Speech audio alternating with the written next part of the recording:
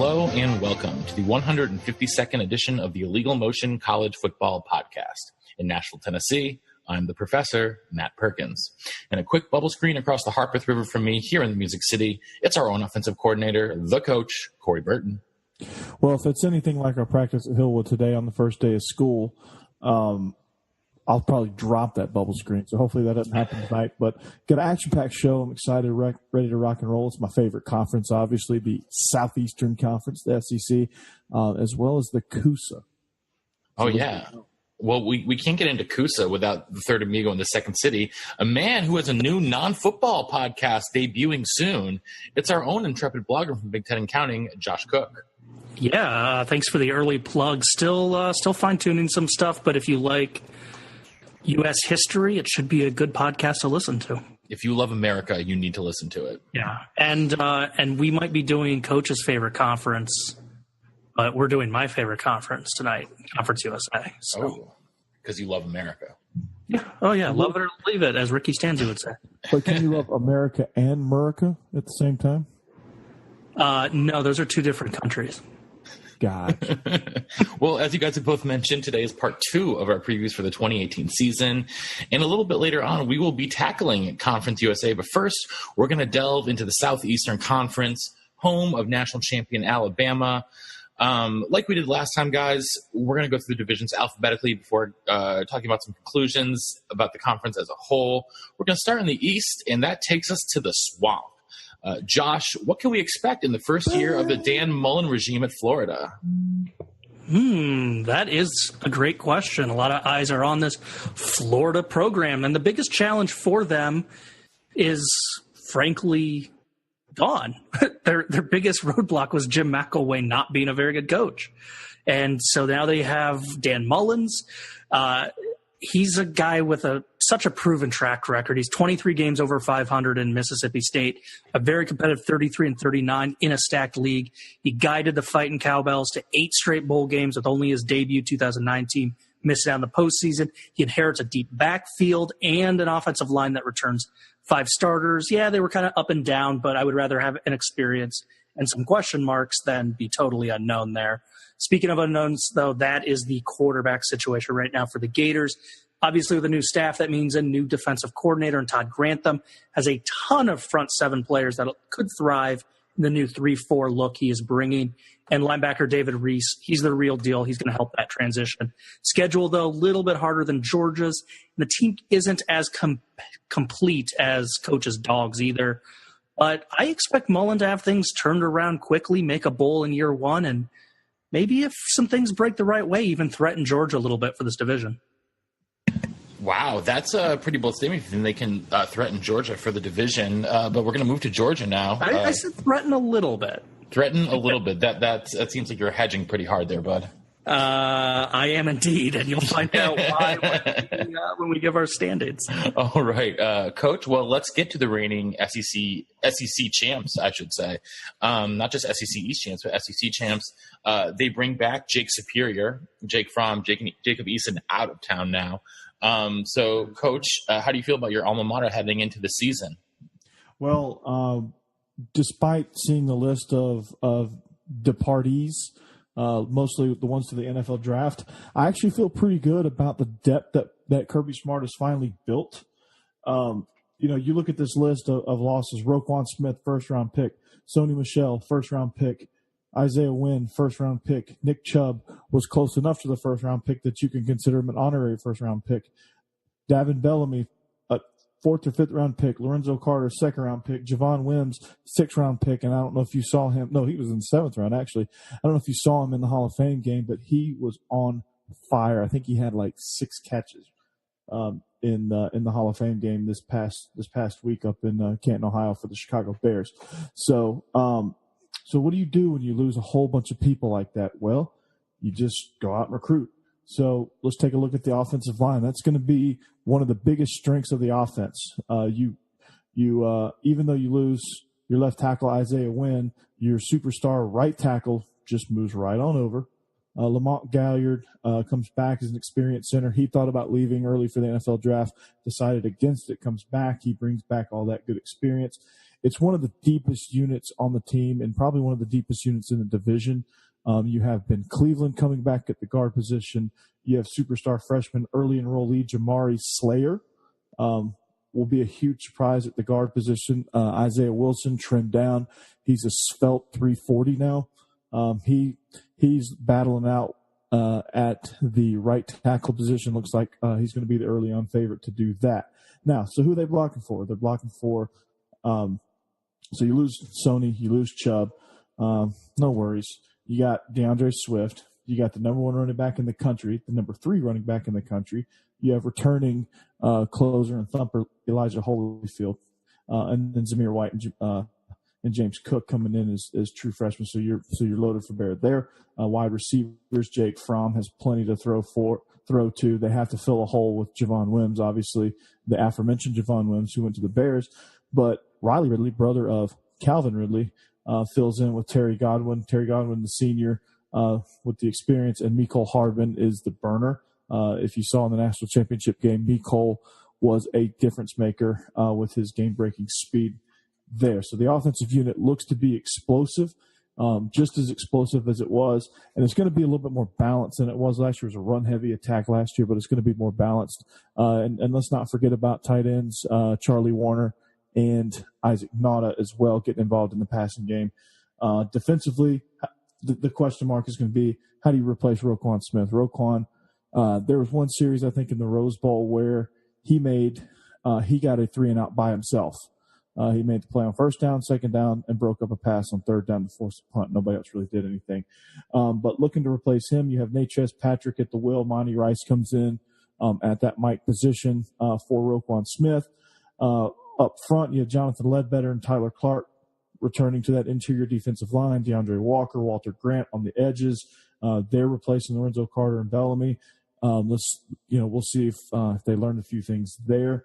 In the secondary, really the best guy in that unit comes back in DeAndre Baker, but also you have J.R. Reed at safety, who made a ton of big plays, one against the Gators that Josh just previewed. He had a strip sack and actually recovered his own fumble for a touchdown in the world's largest outdoor cocktail party. Then you have Richard LeCount come in, and he got significant minutes. Wasn't a starter, but got significant experience there. So the question mark is, how do these new starters come in? How do they replace these veterans that leave? Also, big storyline, Notre Dame transfer, grad transfer, defensive tackle Jay Hayes steps in and gets in that rotation as well. Also, they're loaded with 5 stars as well. Recruiting is taking off still. And then also, guys, Justin Fields was said today that Kirby Smart does not plan on redshirting him, and with the new rule, he can kind of be coy about that. He can kind of slow play that and see how he does. But he will not be redshirted. But you have to think that he'll be involved in some form or fashion, some sort of package that gets him involved within the game plan. So a very exciting time for UGA. You look at everything that's coming up behind those veterans that they lose. Honestly, it's going to be tough. And I'm having a hard time. It sounds like that I'm just like blowing sunshine up everybody's rear ends. But you just look at this talent. You watch a lot of these guys play from last year. It's there. It's on tape, and they're just more explosive this year, I think. All right. Obviously Georgia definitely the favorite here in the East. But Coach, I know another team that you're intrigued with this year is Kentucky. Yes, absolutely. Kentucky, I'm intrigued by them. I like the way they play.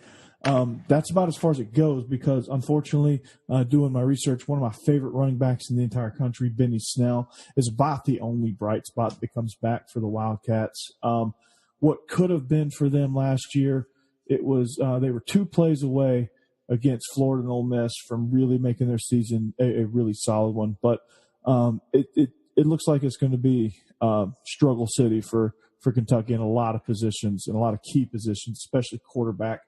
They have a guy that has not taken a Division I snap, so they are extremely, extremely green at that position. The favorite to get that is going to be JUCO transfer Terry Wilson, who was good enough to sign out of high school to go to Oregon. So they're in good hands with the style of play they play. We just don't know. Obviously, Benny Snell returns. He's the only bright spot. He is actually the first player in program history to rush for at least 1,000 yards in consecutive season. And their offensive line returns 4 starters. So I guess it's going to be heavy on the run for the Wildcats.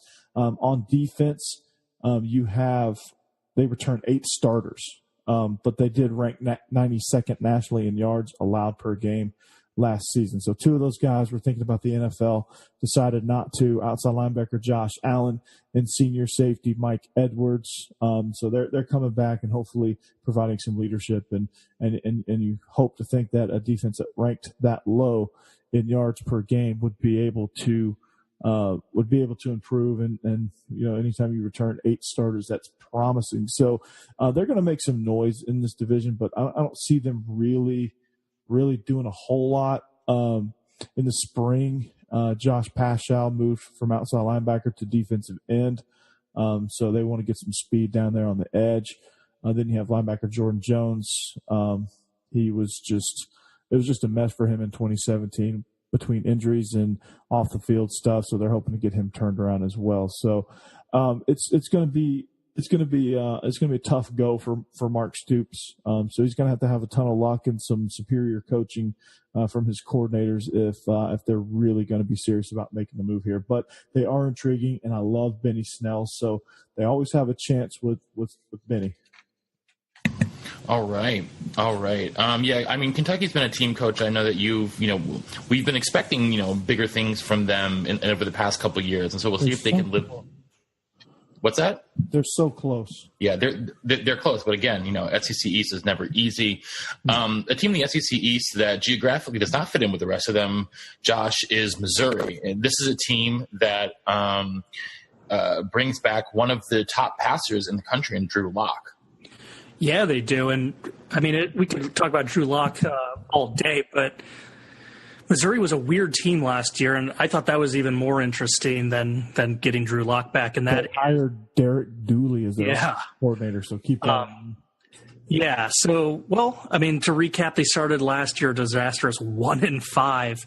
Then they finally got their offense going. They finished 6-0 and won their bowl game. And despite losing Josh Heupel off to Central Florida, their new offensive coordinator, as Coach said, is Derek Dooley. And this is a guy that I think he gets a little bit of a bad rap.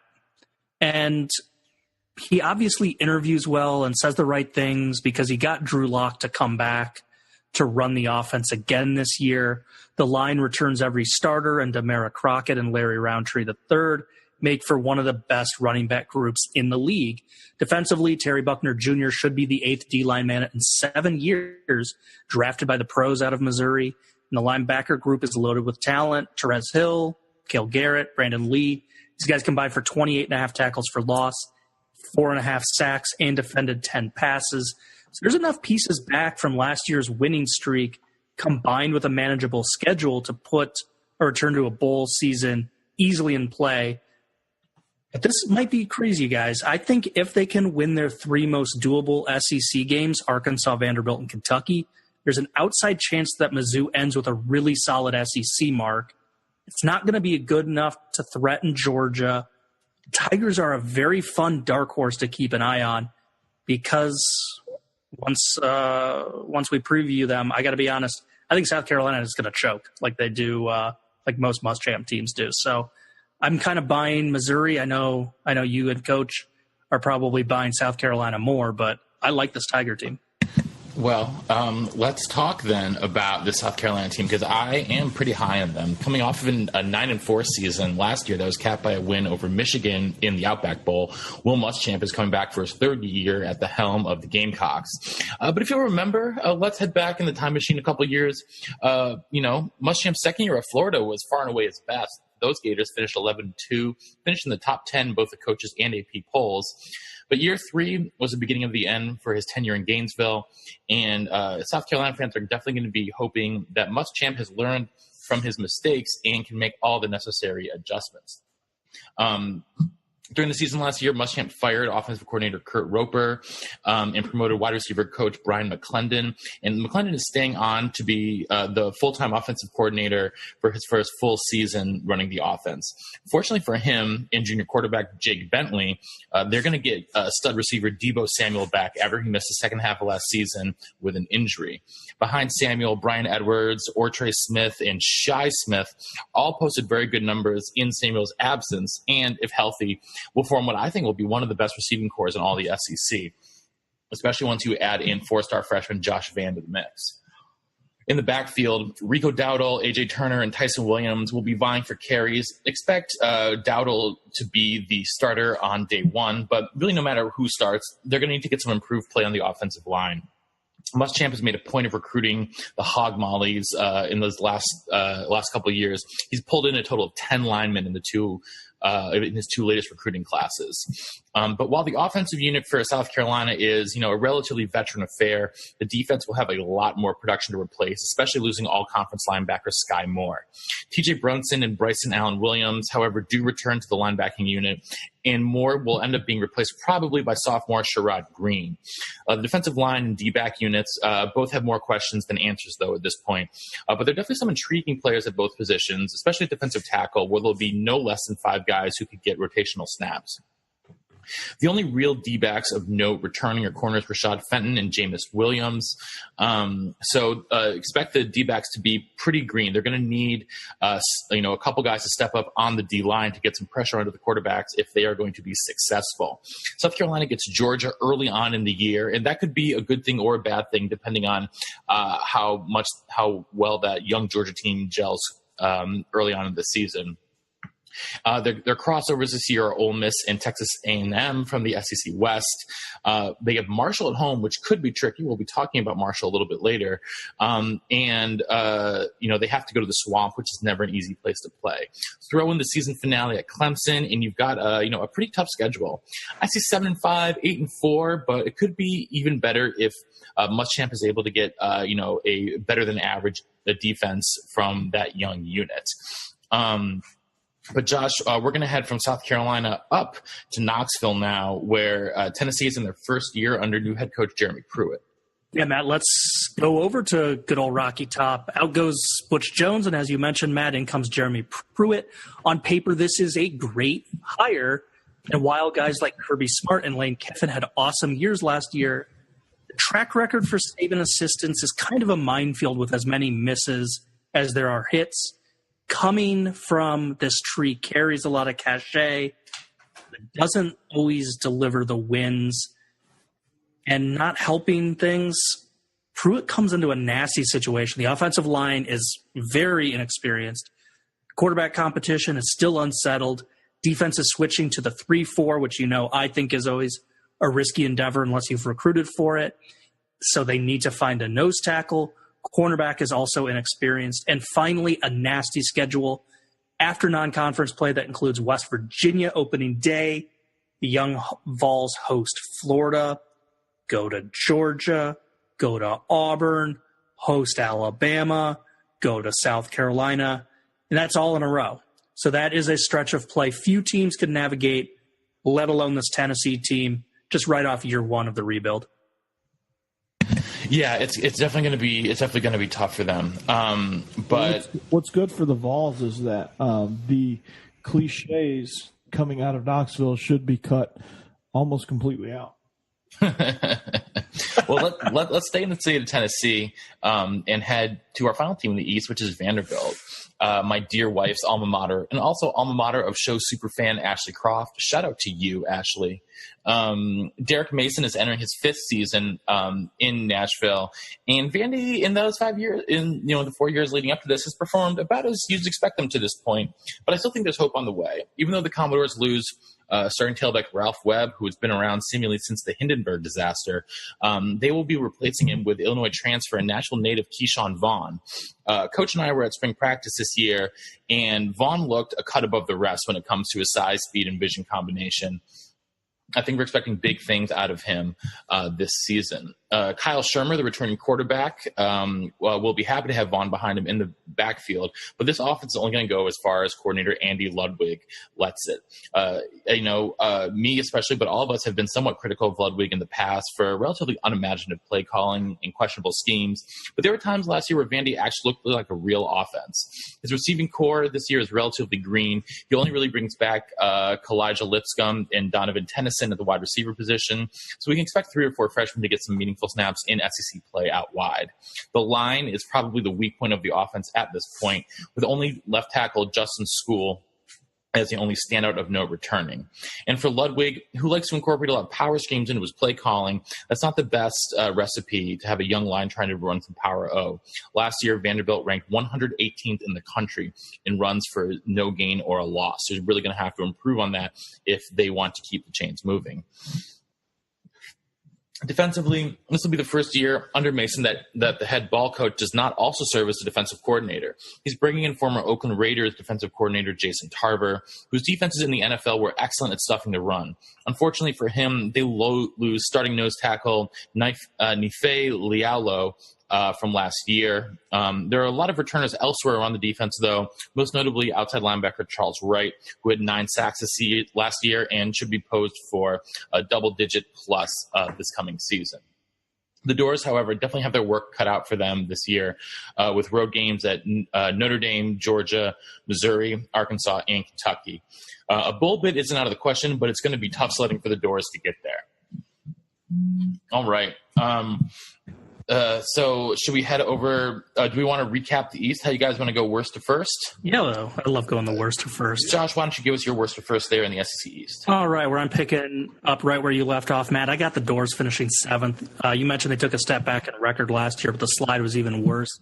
When looking at advanced metrics, Tennessee, tons of holes plus a difficult schedule. 5th place, 0 quarterback, sure, like Coach said. But Benny Snell, baby. D returns 8 starters. That should help them improve a little bit. And I think they have an easy schedule. I saw 7 wins, at least, on their schedule. 4th place, South Carolina, 4th offensive coordinator in 7 seasons as a head coach in Muschamp's career. You doesn't know offense, has no feel for what he wants. Special teams was a mess last year. I've got one word for this team: overrated. Ooh. Which means 3rd place, Missouri. Offense, baby. That's all you need. Offense. 2nd place, I got Florida. Dan Mullen inherits a flawed but deeply talented team with a high ceiling. Tougher schedule than Georgia prevents the Gators from knocking off their rivals. So, Coach, I got the Dogs, that outstanding backfield and plenty of quarterback options, and I love DeAndre Swift. Kirby knows what he's doing. They're going to be awesome. All right. Josh, I agree with you in a lot of senses, but I disagree with you in a lot of senses too. I love your champion, and I love your bottom feeder.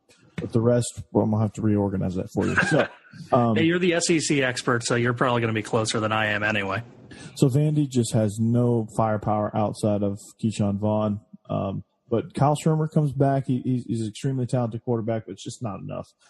Tennessee, too many holes to fill. The rebuild project's way too big and a tough schedule. They finished 6th.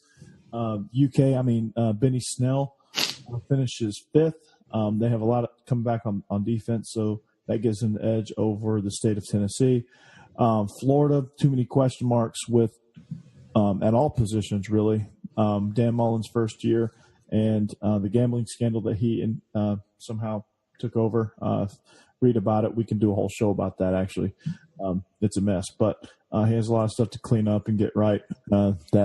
What's his name? McElwain left for him. Missouri, they hired as their offensive coordinator the Dallas Cowboys assistant wide receiver coach. Josh, who coached the receivers in Dallas? Well, it was obviously Derek Dooley, because that's why Tennessee hired him, right? No, it was actually Des Bryant. Oh, just missed it. So I'm going to give a short plug to Amazon Prime. They do an All or Nothing series with the Dallas Cowboys. Watch it, and you'll see Derek Dooley in action. Or not. Or not, really. But I love Drew Lock, one of the most talented quarterbacks in this league. So they finished 3rd just based on their offensive firepower alone.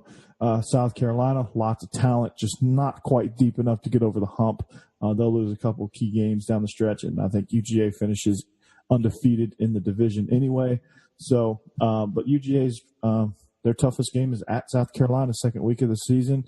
So all that inexperience for UGA is going to have to grow up pretty quick if they want to get out of Columbia with the win. But I think they do, and I think they finish on top of the East. Well, Coach, I'm pretty in line with you, except for at the bottom of the barrel. I've got Tennessee finishing dead last. I think that Jeremy Pruitt's really got his work cut out for him there. Behind that. And so I've got Vandy coming in second to last. I think the defense is going to be very solid this year. It's just they don't have the offensive firepower to prevent other teams putting 8 or even 9 guys in the box to stop the run. Kentucky, I've got finishing 5th. Florida, you guys mentioned the scandals going on there right now. I love Dan Mullen as a coach, but I think they've got a lot of cleaning up to do around that program. I've got Mizzou finishing 3rd just because of the offense. South Carolina as the runners-up. I'm really, really bullish on the Gamecocks this year. I think that their offense has the potential to be truly special. But like Coach said, Georgia's just a cut above the rest, if not 2 cuts above the rest. There's no reason that Georgia shouldn't go at least undefeated in the East, if not in the entirety of SEC play.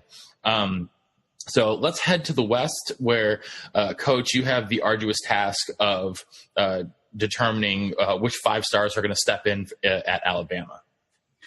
Well, sure, they have too many to choose from. So, but the main storyline, unfortunately for the Tide, if you are a Tide fan, is the Tua versus Hurts debate. That's kind of the main storyline. Jalen Hurts, obviously 26-2 as a starter, started every game for Alabama.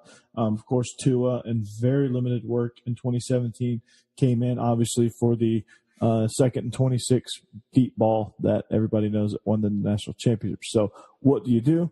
I don't know. You let it play out. You play the most talented guy. End of story. That's what you do. Who's that most talented guy? I think Tua is more well-rounded. I'll be honest.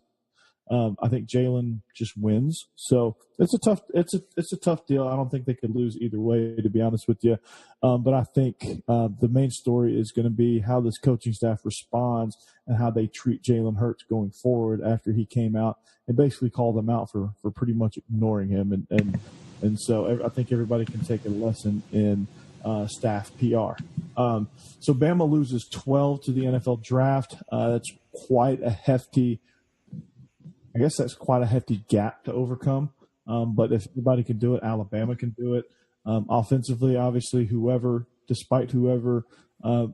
steps in at quarterback, they're going to have a great running back standing behind them. They have Damian Harris, Najee Harris, freshman, and Josh Jacobs coming back. Damian Harris is going for his 3rd straight 1,000-yard season as their top returning rusher. Bo Scarborough left from a loaded backfield. He departed for reasons other than football. So out wide, who replaces Calvin Ridley? Well, this guy named Jerry Jeudy. He's a South Florida product. He had 14 catches, 264 yards a year ago, and just was a big play guy. He just every time you needed a big play, Jerry Jeudy was there. He had a big catch in the national championship as well. Devontae Smith actually was on the receiving end of Tua Tagovailoa's game winner. He comes back. Tight ends Irv Smith and Hale Hintages also, they're going to be a big part of the passing game. If you've ever watched Bama, they do involve the tight ends quite a bit. On the offensive line, they return 4 out of their 5 starters. So things on offense are looking actually surprisingly well, considering everything that they are losing and all the firepower that they are losing. Defensively, they have some major holes to fill in each of the 3 levels. The secondary is probably your best bet for, or actually the biggest difficulty. How do you replace Minkah Fitzpatrick? Minkah Fitzpatrick is what I call a Swiss Army knife. He could play everywhere. He could play safety. He could play corner. He could punt. He could kick. He could play nose guard. He could go over and play center. He's a heck of a returner too. He's a returner. He can coordinate the offense, and he can keep stats all at the same time. Not to mention he makes a mean meat and cheese spread. Oh yeah, definitely. He does that. He does it while he's playing cover 4. I've never seen anything like it. But who replaces Minkah Fitzpatrick? Well, on the back end, freshman Patrick Surtain Jr. steps right on in. Come on up, 5-star freshman. Let's roll. LSU transfer Savion Smith will also look to factor in that defensive backfield as well. Up front, Raekwon Davis and Isaiah Buggs are coming back as starters. They weren't full-time starters, but at the end of the season, they were indeed starters, so they come back as well. They have also Johnny Dwight, Phil Darian Mathis, and Quinnen Williams as well, and Taveta Muska. I think I got that right. He's a junior college nose guard there. Linebackers, Anthony Jennings, Christian Miller, and Terrell Lewis all coming back healthy. The biggest hit for that Alabama defense a year ago was that linebacking core. Those guys all come back. On the inside, though, that's where their biggest depth issue is going to be. After Mac Wilson and Dylan Moses, there really isn't a whole lot. They also must replace place kicker Andy Papanastos. And Ray Guy finalist punter J.K. Scott. J.K. Scott will be harder to replace. I don't know if you watch Papanastos, but they are they'll be fine without him. They'll be fine without him. So what's going to happen with all these 5-stars? Well, they've won 5 national championships in the last 9 years, so they'll at least be in contention for the SEC championship. You'll hear my prediction on that later. So if they're a team that can challenge Alabama, that's really just kind of the storyline. They're on top. They've been on top. They will continue to be on top until somebody knocks them off. Is there going to be anybody waiting in the wings to knock them off? I guess we shall find out. All right. Well, a team that will be trying to knock them off, but probably will not do so, Arkansas Razorbacks, who got rid of Bert Bielema after. Yeah. So, Josh, and they bring in Chad Morris.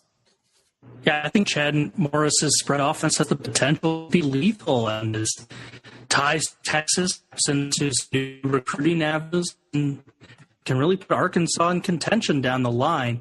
But I am, as what always happens with Arkansas, burying the lead, you guys. No. The schedule is a cakewalk. Yeah, Illinois. Tell me about it. I will. Eastern Illinois, no problem. At Colorado State, other than altitude, total gimme. North Texas, more like Nope, Texas. At Auburn, do you guys not remember the 2015 game when the Hogs blew them off the field? Texas A&M is home of the 12th loss. Alabama, at home, under the lights. Do you smell that, boys? That's the smell of Bama going down like they did against UL Monroe in 2007. and Ole Miss. Yet another home game. What a joke. Finally, Tulsa comes to Fayetteville to end the string of home games, only it doesn't because Vanderbilt comes the following week, followed by LSU November 10th. That's 5 games in the state of Arkansas in a row. Then they head to Stark Vegas. And you know what I've always said. I've been on the record about this since the beginning of the show. What happens in Stark Vegas stays in Stark Vegas? Yes, but also, if you can't out-cowbell them, just put a pig on a spigot and out-smoke them. Lastly, a trip to Missouri. These are blood rivals. You just have to throw out the record book when 2 rivals like this lock horns for the 10th time in history. It might as well be Battle of the Ozarks. It might as well be the 100th time.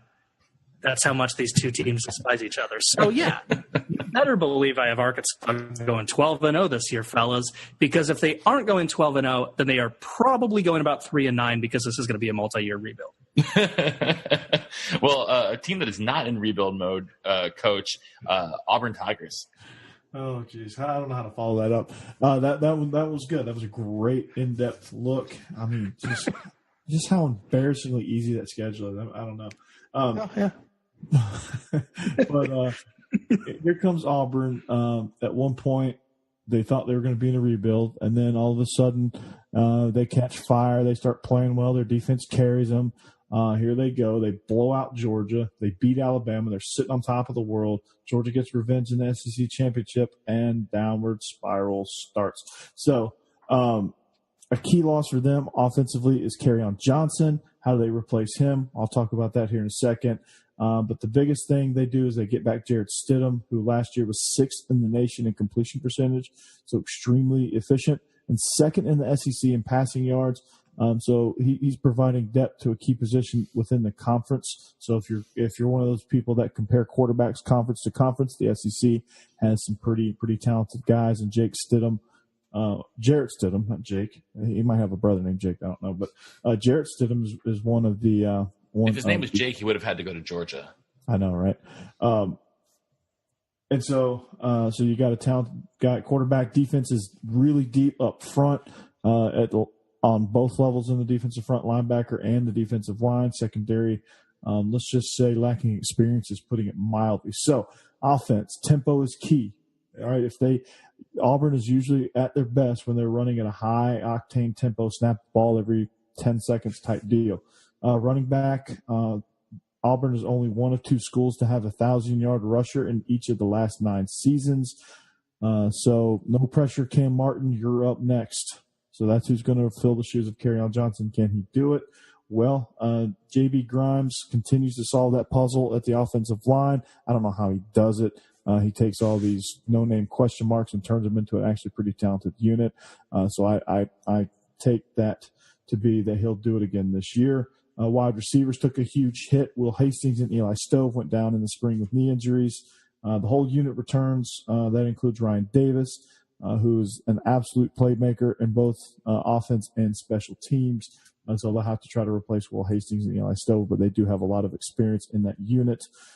So offensively, they've got some explosive guys, not household names, not big-time guys, but just guys that buy into the system and play really well together. So, again, it will all go through two things, Jarrett Stidham and the tempo. So defense, probably the best defensive line unit not named the Clemson Tigers.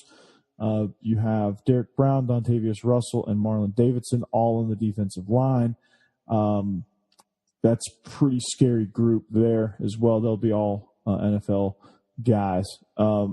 Also, your 2 linebackers, your top 2 returning tacklers, Deshaun Davis and Darrell Williams, bolster your defensive front there on the second level.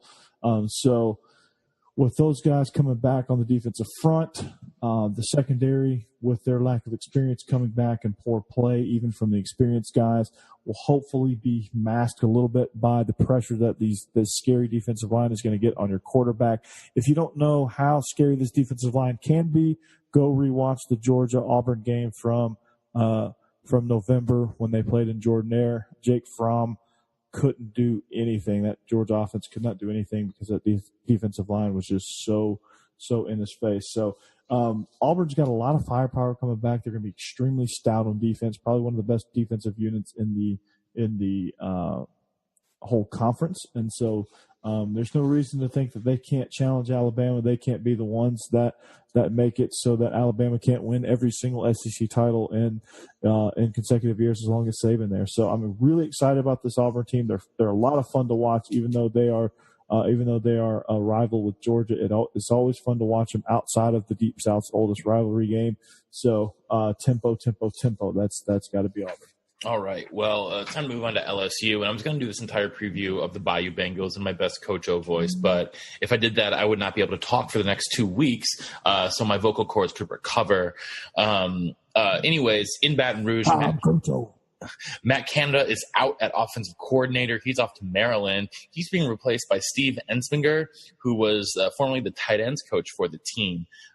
Quarterback Danny Etling no longer on campus, and the quarterback position was supposed to be Miles Brennan's to lose, but he looked pretty bad in spring ball. And the Tigers added Ohio State grad transfer Joe Burrow this summer, and Burrow actually has 2 years of eligibility left, and so I would not be surprised at all if he gets a nod on opening day.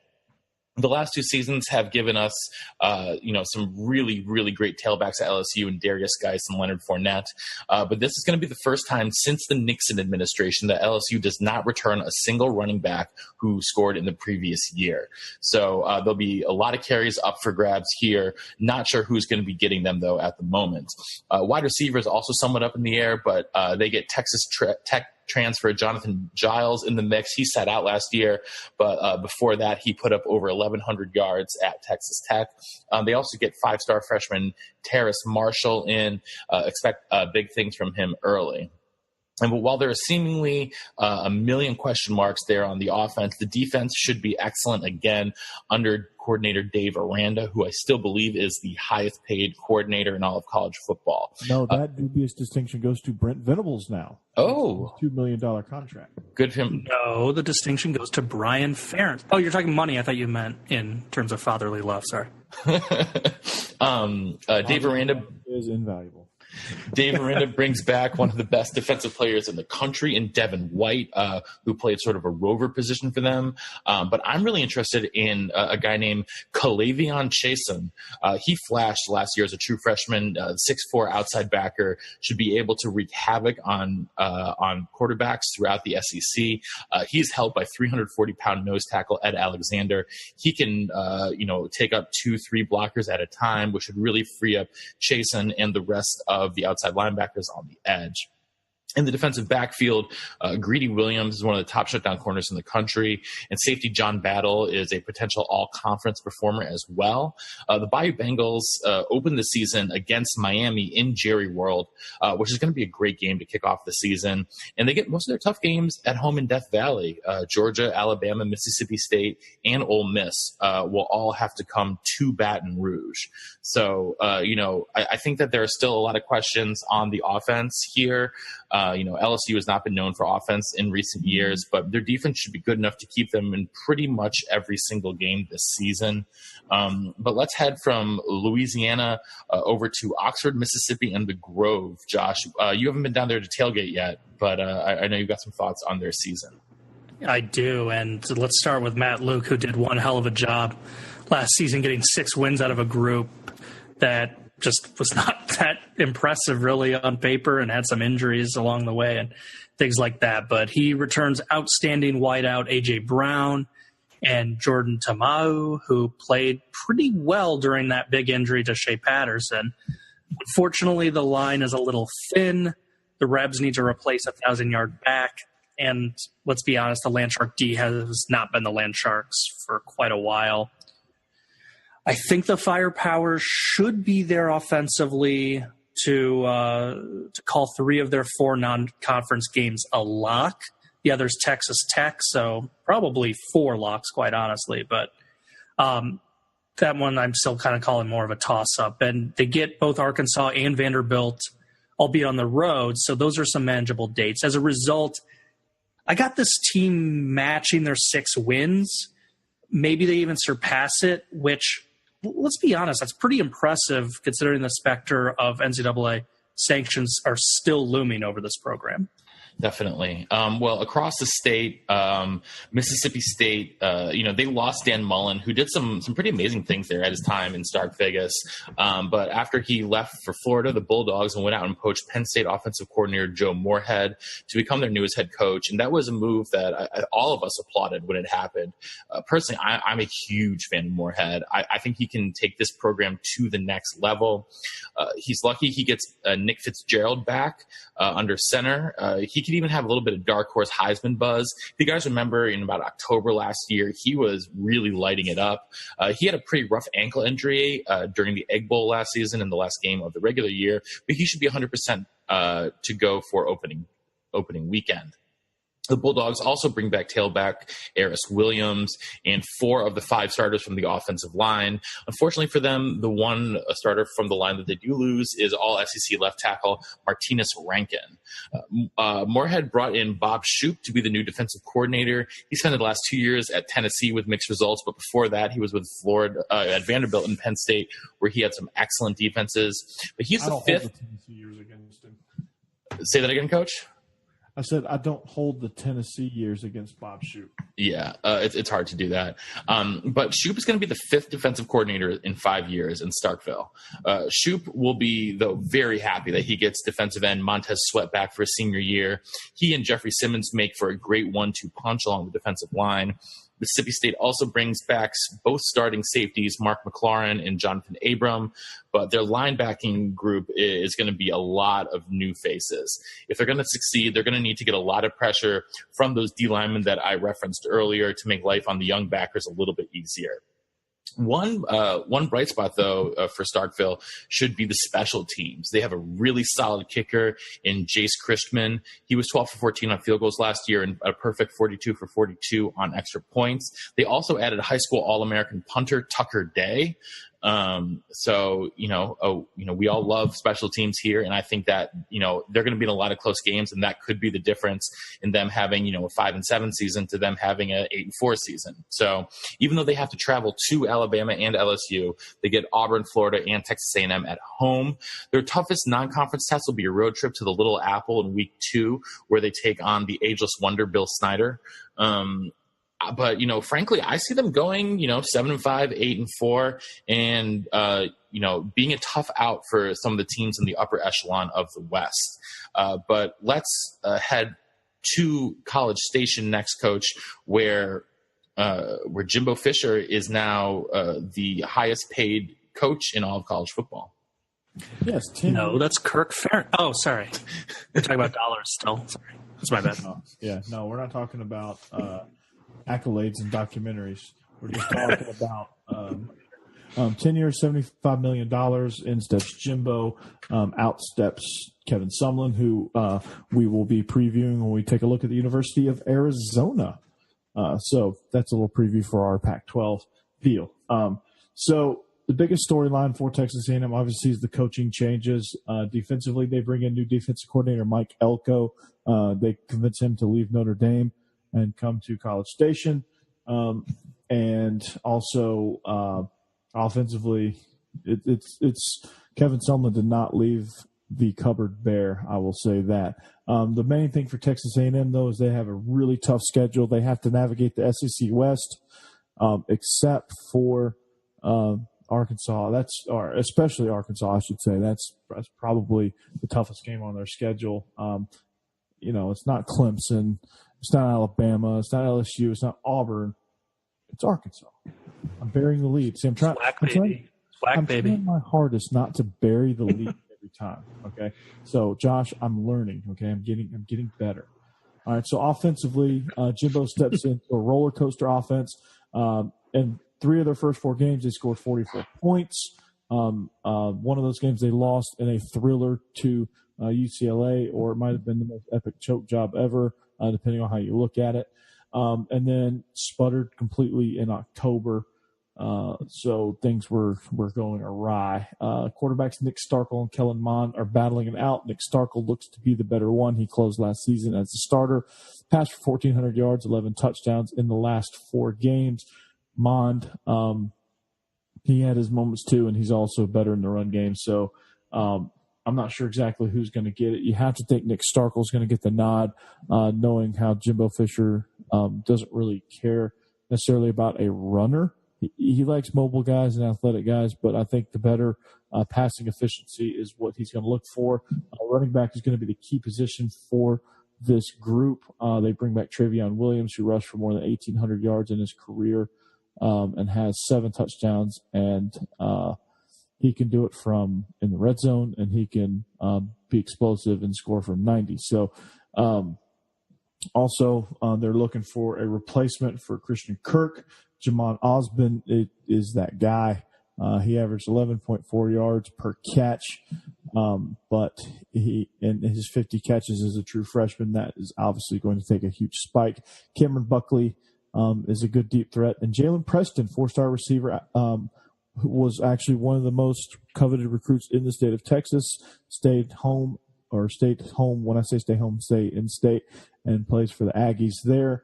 Jalen Preston looked to be a deep threat there for Jimbo. The biggest challenge for this offensive unit is obviously the offensive line. The only guy that can actually rely on is center Eric McCoy. I guess if there's a position that you can rely on, it's definitely got to be your center, but they have other guys that they don't trust as well, so that there's going to be a major rebuild there. Defense.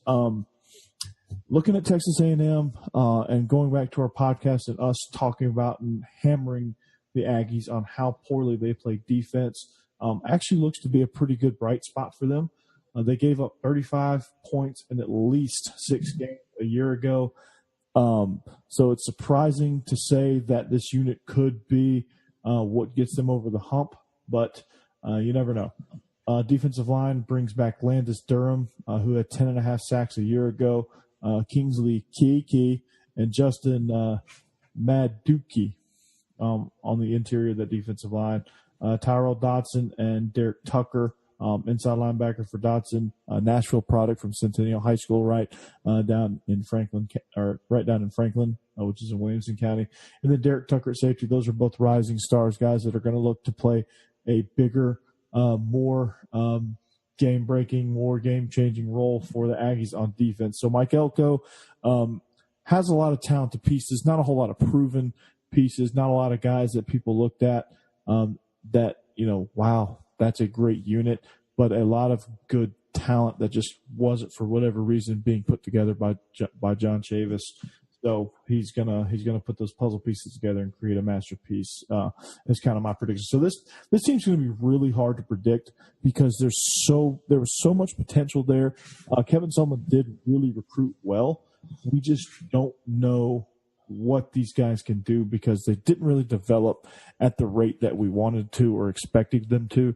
So this will be probably the biggest question mark within this entire conference as far as they could come out and contend with Alabama for the lead in this conference, or they could finish DFL. We don't know, and that's the scary part. They have so much potential to go either way. But they're just so talented at a lot of key positions that I find it difficult for them to fail. All right. Well, let's hit up worst to first here in the West before we get to some conference superlatives. So, Josh, I'll let you take it away. All right. I got Arkansas dead last. There was a multi-year rebuild. The O is also transitioning from a pro style to a spread. 6th place, Ole Miss. Passing game should be electric. Questions all over the rest of the field. LSU, this is going to be a little long. But, Matt, you mentioned Matt Canada gone. In comes Steve Ensminger. He was last an offensive coordinator in 2008. Here are the offenses that he led at Texas A&M from 94 to 96 and Clemson from 97 to 98, and that one-year stint a decade ago. For his career, 24.07 points. Last year, that would have finished 100th. Now, I know some listeners are saying, Josh, you fool.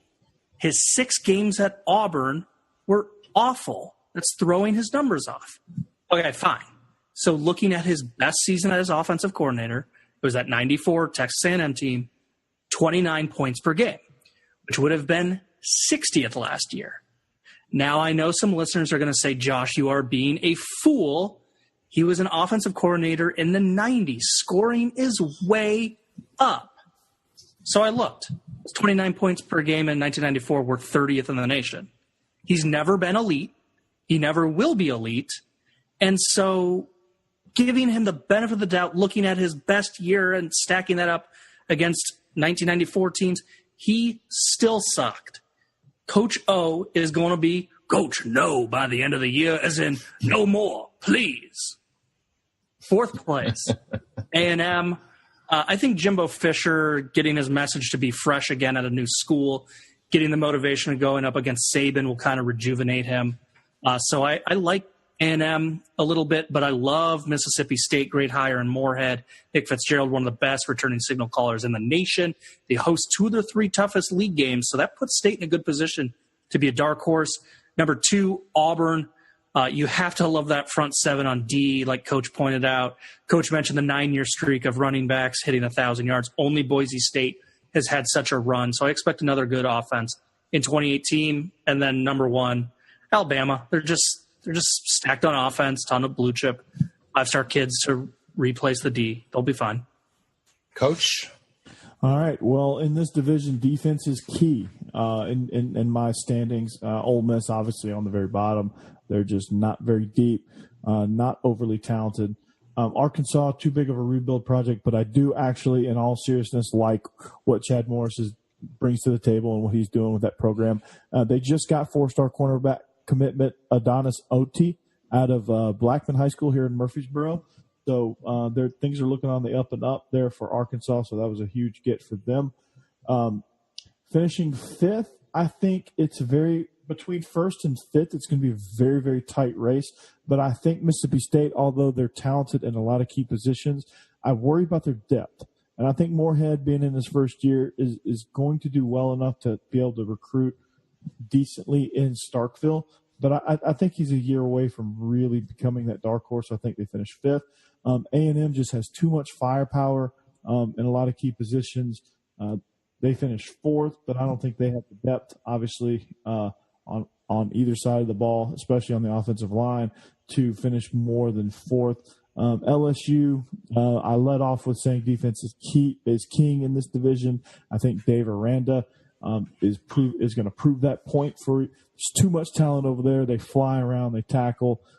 It's not going to matter what Ensminger does. They're going to hold point. They're going to hold opponents to low point totals anyway.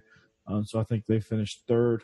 Auburn, just so much talent on the defensive front. I don't think there's going to be many passes thrown on them. So they're going to be nasty up front. Of course, Jared Stidham offensively is going to head up that high tempo attack. So they're actually one of the few teams that mix high tempo with a great defense. You don't really see that very much. Usually with those high tempo teams, your defense is kind of like Swiss cheese. Auburn is not that way at all. That's what makes them very, very dangerous. And, of course, number one in this division, this is not the year that somebody's going to unseat them. I think Auburn's going to get close. I think A&M could potentially get close. I think any of these top five teams could get close, but I think they lose. I think a lot of these teams, 2 through 5, lose a couple of key games in October and November to kind of hand that title back over to Alabama. So I like Bama to win the West. All right. Well, for me, in last, I'm also going to take, like Josh said, Arkansas, huge rebuild ahead of them. I've got Ole Miss finishing 6th, Texas A&M in 5th. I really like LSU's defense. So I got them in 4th. Mississippi State, I previewed them. I think they could push for 2nd, but I'll keep them behind Auburn for the time being, just because Auburn has, I think a little bit more top end talent than Mississippi State does, even though I really love Joe Moorhead. But again, Alabama is still the class of the West. So let's do some conference superlatives. We've all got Georgia and Alabama in the title game. So who's going to be the champ, Josh? They had them on the ropes a year ago until a curveball and bringing Tua in messed with Georgia's game plan. I don't think you're going to fool Kirby Smart once. Or I don't think you're going to fool Kirby Smart twice. I should have said that. So believe it or not, I got Georgia winning the whole shebang this year in the SEC. My offensive MVP, I picked them to finish higher than you guys, and that's because I love Drew Lock over there at Missouri. Defensive MVP was really hard for me. I think Devin White of LSU is phenomenal, but I'm not sure LSU is going to be enough of a factor. So maybe someone from that amazing Mississippi State front, or maybe even David Reese, who I previewed at Florida. Coach of the year, I, again, had a hard time because I think Dan Mullen at Florida and Larry Odom at Missouri are going to have, exceed expectation seasons, and I think Joe Moorhead at Mississippi State. It's also going to be intriguing. I do not have a coach fired. I think that if there is one fired this year, maybe Derek Mason. But I'm going to put my money on Ed Orgeron being the first fired next year in 2019. All right, Coach. I assume, do you have Georgia beating Bama in the SEC title game? Yeah, I mean, Georgia was a egregiously blown call offsides on a punt block, and a blown coverage away from actually hoisting the national championship trophy. I think Kirby gets his revenge. They're younger, they're fresher, they're actually really deep in a lot of key positions. So I think Georgia's going to outlast Bama in this one. I think I think they're good enough to win the West, but I just think they just have a little bit too much inexperience for the explosiveness, that Georgia's going to bring to the table. All right. And who's your offensive and defensive players of the year? Offensive player of the year, because he's going to carry this team's offense. I'm going to give it to Benny Snell. He's going to shatter all kinds of school records at Kentucky at the running back position. Defensive player of the year. Oh goodness, there's a lot of potential here, but I think the defensive player of the year is actually going to go to one of Auburn's defensive linemen. So I'm going to go with Marlon Davidson at that position. I think he's going to get a ton of sacks for the Auburn Tigers, and I'm thinking he's going to be your defensive MVP. And rookie of the year, I'll just give an overall rookie of the year. It's going to be Patrick Surtain Jr. He's a stud freshman at Alabama at corner. I think he's going to be a playmaker there at that position. All right. I too have Georgia over Alabama in the SEC title game. This is the first time we've had 3 different offensive players of the year. I'm taking Jarrett Stidham at Auburn. I think that. Runner-up. What's that? So he was my runner-up. Yeah, I have him a hair over Drew Lock. But I think that he really impressed me. I was very skeptical about Stidham coming into last year, and he showed me a lot. So I'm gonna go with him for offensive player of the year. I've written down random 5-star linebacker, Alabama for defensive player of the year because I really have no idea. But it seems Nice. like every year Alabama comes in with 4 new 5-star players on their defense, all of whom seemingly become first-round draft picks. Coach of the year, I have South Carolina as the runner-up in the East, and I'm taking Will Muschamp. Yeah. Sorry. Yeah. That's not a joke. I'm taking Will Muschamp with Joe Moorhead as my runner-up. Rookie of the year, I'm going to take Keyshawn Vaughn. I talked about him earlier. Coming in Vanderbilt, he's going to be the bell cow there at Vanderbilt. So, even if they don't have a great line, doesn't have a ton of yards per carry, I think he's going to get 300 carries. So first coach fired. I don't foresee any coaches in the SEC getting fired this year. But if Kentucky does take a nosedive, maybe Mark Stoops is on the chopping block. Yeah, I didn't. I just realized I didn't do any of my coach of the year stuff. I think Kirby Smart's going to be coach of the year for winning his second straight SEC championship. I think a couple guys that could contend for that. Obviously, bearing the lead again. Here I go. I just praised myself, but Chad Morris for whatever, if he has anywhere close to a winning record at Arkansas, he could potentially be coach of the year. First coach fired. You gotta think Matt Luke, maybe. I don't know, man. It's only his second year. He's an alum. But those Ole Miss people they're harsh. They fired Cutcliffe after Ole Miss did absolutely nothing, and they just couldn't stand the thought of another 10-win season. And they're coming from absolutely nothing since some guy named Archie Manning was in school. So they're tough down there. They are. It wouldn't shock me to see Matt Luke. All right. Well, that's going to do it for our SEC. Did he ever have a 10-win season at Ole Miss? David Cutcliffe? You know what we'll do? We will do a little research here during the right now. Drum roll, please. Once in 2003 with Eli Manning. Yeah, that was Eli's senior year. They couldn't bear the thought of another 10-win season, so they had to fire him. Coach O. Huh? Well, that's going to do it for our SEC preview. After the break, we will be back to talk Conference USA. CUSA.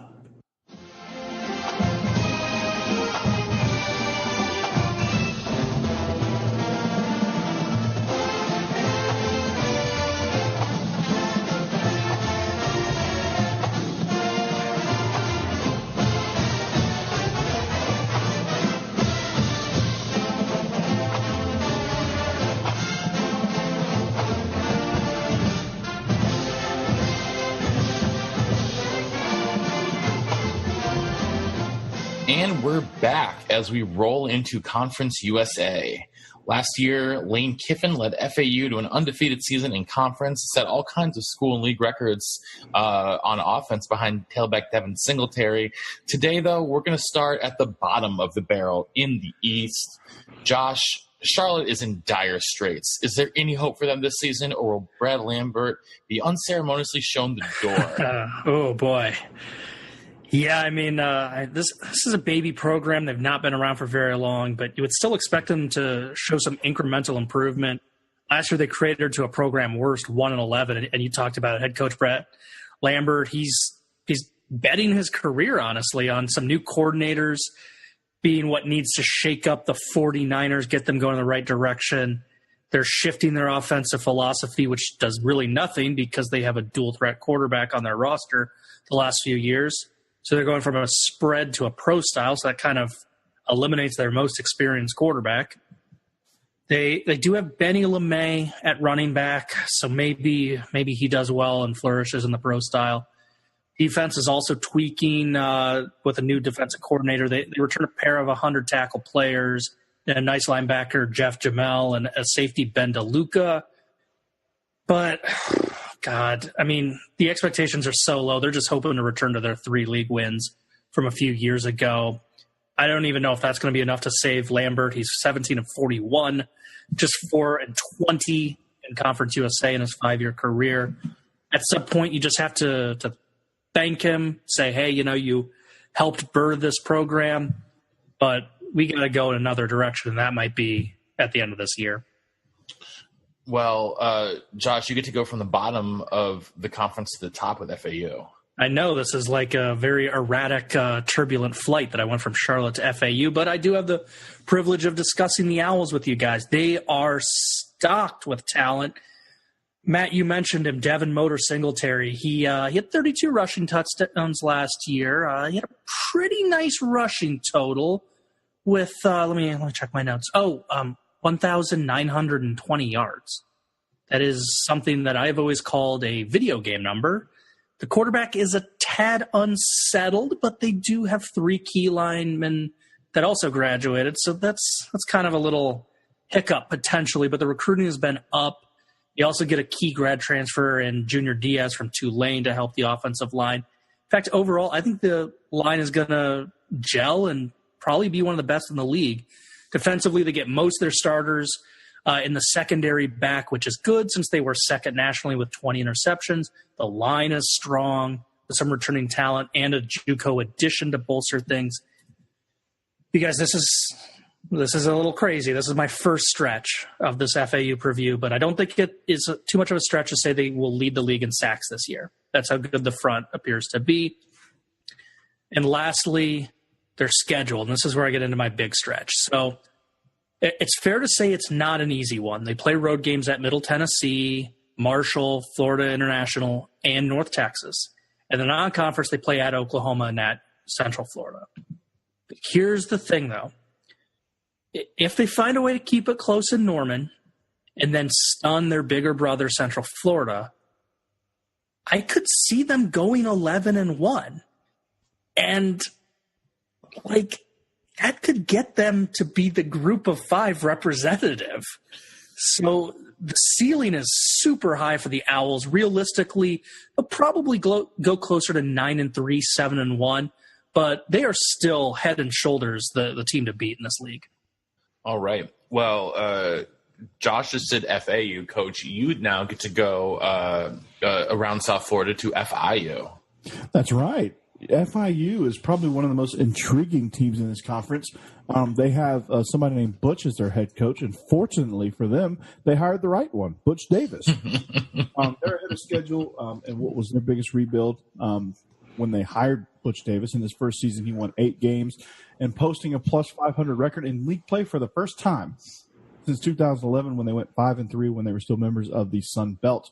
Offensively, they have a challenge trying to find a quarterback, but their running back and wide receivers positions do return a lot of depth. That's also Thomas Owens as a lead receiver and Alex Gardner. Actually, Thomas Owens leaves a sizable hole but they do return a lot of depth behind them, so they're going to be great offensively, and they're going to Napoleon Maxwell and Sean Darius Phillips. Also, Devontae Price, they're 3 guys that can really tote the mail for them. Offensive line features multiple returning starters. They bring back both their tackles, Kai Abshir and Dante Wilkie. So James Morgan will get a lot of help there. He'll need it. Defensively, they've made significant strides to improve their pass defense. They were extremely vulnerable down the stretch. If you watched them, it's just kind of like they ran out of gas. But their biggest hole to fill is their linebacker spot, Trevion Williams and Anthony Went. They depart from the 2017 squad. They move on. So they got a hole to fill there. So can they do it? Who knows? But he's got a great defensive line that's stocked with talent. Jordan Wood, transferred from Georgia Tech, coming down to lead the defensive end position and hopefully to get a good pass rush. So Talking about FAU, they're going to be great, but talking about FIU is going to be even better because they're going to be fun to watch. They have a schedule that features their 5 of their first 7 games at home. They get their key CUSA rivals, FAU and Marshall, coming to their place. So FIU could surprise a lot of folks in this conference. They've still got a ways to go in building the depth, but Butch Davis is doing a tremendous job down there, and I look forward to seeing the Golden Panthers. All right. Well, we like Butch Davis. Another guy we all really appreciate is Doc Holliday, and he's back for his 9th year in his home state at Marshall, where he's coming off of a very solid 8-5 2017 campaign, capped off by a win in the New Mexico Bowl over the Fighting Bobos. Fun fact, guys, Doc Holliday is undefeated in bowl games in his career. He's 5-0. Twist for the season, though, he's is an underrated coach. I think he's a good guy. Oh, he's great. Twist for this year, though, new offensive coordinator Tim Cramsey. Anyone know where he came from? No. Sam Houston State, where the Bearcats with a K put up over 7,500 yards of total offense last year. His up-tempo system should mesh well with the existing personnel there at Marshall. Don't be surprised if the Herd are cranking out 80-plus plays per game. Gone, however, is 3-year starter at quarterback Chase Litton, but the Herd will presumably line up with Wagner graduate transfer Alex Thompson behind center in week 1. Fortunately for him, the Herd bring back their entire offensive line as well. A solid running back tandem in Tyler King and Keon Davis, as well as number 1 receiver Tyree Brady. The defense is also getting a new coordinator after Chuck Heater left for the same job at Maryland. Marshall promoted from within, going with Adam Fuller, their former linebackers coach. Fuller inherits a defense that allowed less than 20 points per game last season, led by linebacker Chase Hancock, who, let me give you some stats, 128 tackles and 9.5 tackles for a loss and 7 pass breakups last year. The linebackers are a definite clear strength for this defense, who should start no less than 3 seniors in their 3-4 formation. However, the D-line and secondary are both young. They graduated most of the starters from both units from last year. Expect Marquise Couch and Ty Tyler, one of my favorite names, to get a lot of snaps rushing the quarterback from the defensive end position. Fortunately, one player that does come back in the secondary is corner Chris Jackson, who returns after leading the team with 13 pass deflections last year. This is a team with a really, really high upside. I like Thompson a lot. He was sneaky good at Wagner, and I think he's definitely got enough talent to play at the FBS level. And they've got a pretty high floor because of the quality of that defense. I think they're going to challenge FAU in the East. I've got them going 9-3. They can also be a very tough, sneaky tough opponent for their 2 Power 5 opponents, South Carolina and North Carolina State. NC State is actually coming into Marshall to play as well, so that should be a fun one. But sounds like a trap. Yeah, it does sound like a trap. I wouldn't want to play there. No, me neither. Coach, though, let's just head down the road from where we live to Murfreesboro to talk MTSU. Yeah, some exciting stuff going on for the Blue Raiders. The biggest of which, they return quarterback Brent Stockstill. But the question is going to be, can he stay healthy? He's missed 9 games over the past 2 seasons due to injuries. But despite all of that, he is already MTSU's all-time leading passer with 8,951 yards and 77 touchdowns over his career. That sounds like a Drew Brees, just regular season. So for MTSU, if they can keep him healthy, they will look to do some big things. His top target, the guy he's going to throw to and look to the most, led all of CUSA with 79 catches a year ago. Joining him will be Patrick Smith and C.J. Wyndham as part of that wide receiver rotation. And MTSU just spread the ball around, so they're going to get plenty of targets to plenty of people. Zach Dobson is also one of the top freshmen to look for this team. He's going to come in that slot receiver role and look to hopefully contribute in special teams as well. The offensive line returns 3 starters, but not much beyond that. That's a huge concern for Stockstill and the Blue Raiders. So running backs, they have a trio of guys. They have 3 guys: Tavares Thomas. They have Brad Anderson, who's kind of their version of Theo Riddick, and they have a big play threat, Terrell West. Lots of potential. But he's kind of like a feast or famine type running back. He's either got the big play or no play. They all combined for 1,300 yards on the ground last year, and they chipped in with 47 receptions. So they have a potent offense. It just needs a little balance. It just needs some, and it's going to absolutely depend on whether or not this offensive line can develop. They've got some guys. They've got 3 that they really trust, but they're going to have to develop. Defensively for the Blue Raiders, defensive coordinator Scott Schaefer in his first season, they made a whole lot of across-the-board improvements. Year 2 has a lot of promise with 7 starters returning. They MTSU led CUSA in tackles for loss last season. Many of those guys, the guys that contributed all that, are back. Khalil Brooks, who had 17 of those tackles for loss. You have defensive tackle Malik Mansell, who had 5 of those tackles for loss. And then you have defensive backs in Scott Schaefer's system. They do blitz their safeties a lot. Walter Brady is one key loss for this defense. He decided to leave the team as a graduate transfer in early June, so he will be playing elsewhere. You have a couple other proven performers outside of that defensive line unit, outside backer Darius Harris and safety Javonte Moffitt. Harris was the Camellia Bowl MVP, and Moffitt led the team with 101 tackles, so lots of experience coming back there. Getting to a bowl is going to be a challenge for this team. Winning 6 games is going to be tough. They have non-conference games against Vanderbilt, Georgia, and Kentucky. They have 5 home games overall, and they play 2 of their toughest games on the road at FAU and Marshall. So it's going to be a struggle getting to 6 wins. I think they do it somehow, some way. They beg, borrow, steal. Stock still stays healthy all year. They definitely have a chance to put up some numbers. And bowling is a possibility, but it's going to be a challenge. All right. Well, I've got the last 2 teams here in the East, and so I will run through them as fast as I can. We're going to start with Old Dominion, where last season's 5-7 mark was a bit of a disappointment for the Monarchs, who under Bobby Wilder have made the ascent from FCS to Conference USA stalwart over the past decade. The injuries in youth had a lot to do with that 5-7 record. There's a lot of promise going into 2018. The biggest question going into the season for Old Dominion will be the growth of sophomore quarterback Steven Williams. He's only 18 right now as a sophomore, and as a 17-year-old freshman, played solid, if not spectacular, in his 9 starts. His last 3 starts were particularly impressive. He completed over 71% of his passes for more than 11 yards per attempt with 0 picks. He gets most of his top receivers back this year, and also gets to add receiver Jonathan Duhart, who missed the entirety of last season due to injury. Duhart's in line to be the number 1 target. He's a speedster. He can really take the top off the defense. The offensive line returns 5 players with at least 10 career starts, and their top 2 tailbacks in Ray Lowry and Jeremy Cox. This should be a very well-rounded group that will be competitive within the conference offensively. Last season, though, the defense was hit especially hard by injuries, specifically in the secondary, where 3 of their top 4 safeties missed most or all of the season.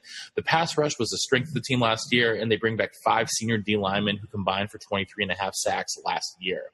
Watch out for O'Shane Simonis, who could really thrive this year after playing in the shadow of Bunmi Rotimi, who was the star for the past few seasons at defensive end. Sophomore Jordan Young and senior Marvin Branch Jr. lead the linebacking core, who returned most of their contributors from last season. The Monarchs have tough road games at FAU and Western Kentucky in the conference, but get most of their other more formidable opponents at home, including Virginia Tech in Week 4. A bowl bid is certainly more than attainable, but key home games against North Texas, Marshall, and MTSU will go a long way to determining their standing in Conference USA and their ability to make a postseason game. Moving on to Western Kentucky, after losing coach Jeff Brom to Purdue, the Toppers finished last season 6-7, which was their first losing record since 2010. Second-year coach Mike Sanford will have his work cut out for him if he wants to reascend Western Kentucky to the Conference USA throne. The first question he's going to have to answer is who is going to replace outgoing quarterback Mike White, who in the last 2 seasons ran up over 8,500 yards and 63 touchdowns passing. Personally, my money is on true freshman Kavaris Thomas. He comes in as a very highly touted recruit out of Lakeland, Florida. He was the number 13 dual threat quarterback from last year's high school class, the very rare 4-star recruit that ends up going to a group of 5 school. And I think all signs are starting to are pointing to him being the starter under center, if not opening week, then definitely a little bit later in the season. But if Thomas is going to succeed, then the line needs to get better in a hurry. Last year, the Toppers gave up nearly 4 sacks per game, and get this, they averaged exactly 2 yards per carry. 2. That is absolutely atrocious. In fact, they did not have a single carry for more than 20 yards the entire year. I think I could fall forward and make more than 2 yards. Yeah, that was worse than the FBS. In fact, the teams with the second least amount of 20-plus yards, 20-plus carries on the ground were Fresno State and UTEP. They each had 6. Mind you, the Toppers had 0. But they lose 4 of the 5 starters from that offensive line last season, which might be a blessing in disguise. If Thomas or whoever ends up playing quarterback can get the ball out of his hands without getting sacked first, he'll be throwing to a very green group of receivers. The top returning player from their receiving core is Lucky Jackson, a junior who had 39 catches for 600 yards and 3 scores last year. Last year, as the season wore on, the Hills Topper defense suffered a lot of attrition, and the scoring defense got worse with it. In their first 6 games, they never gave up more than 23 points, but in their last 7, they gave up at least 27. So the strongest returning unit for the defense will be the defensive backs, who bring back both starting safeties and 2 of their top 3 corners, including DeAndre Ferris, the team leader in passes defended last year. The line and linebacking units are still pretty thin, though, especially as linebacker, as Joel Igwebunwe declared early for the draft last year. It's going to be a tough but doable task to get back to a bowl game, but emphasis on tough. They open at Wisconsin. They also head to Louisville in the non-conference. And all their top conference games outside of playing Marshall will be on the road. So it would not surprise me at all if at the end of the season they are on the outside looking in during the most wonderful time of the year. So let's go quickly here. Josh, give me your Conference USA East worst to first. Got Charlotte finishing 7th. They're recovering after that 1-11 season. Don't have an easy schedule. 6th, Western Kentucky. Matt, you mentioned it. They were once an offensive juggernaut, but last year's debut from Mike Sanford was a mess on that side of the ball. Until they improve, I don't trust them. 5th, the beautiful Butterflies of Old Dominion Monarchs. There's lots to like about this ODU team. They're a little young for me to go all in on them. Plus, they got a tough schedule with both divisional heavyweights, FAU and North Texas, on the slate. 4th place, I thought Coach did a great job previewing the Golden Panthers. They got a lot to replace, but Butch Davis won 8 games a year ago. Recruiting is up a tad, and Butch Davis, all he does is win. 3rd place, Middle Tennessee State. I love Brent Stockstill, but he's too injury prone for me to have them winning the division. 2nd place, Marshall, new quarterback, but their rushing yardage is basically all back. That outstanding offensive line you talked about, Matt. And they that offensive line allowed the 4th fewest sacks in the nation. That was something that caught my eye when I was doing my standings. They also host FAU, so that is probably going to be the determining factor for the division. But I've got FAU winning this division. Best running back unit in the conference, best lines in the conference, best linebackers in the conference, best secondary in the conference.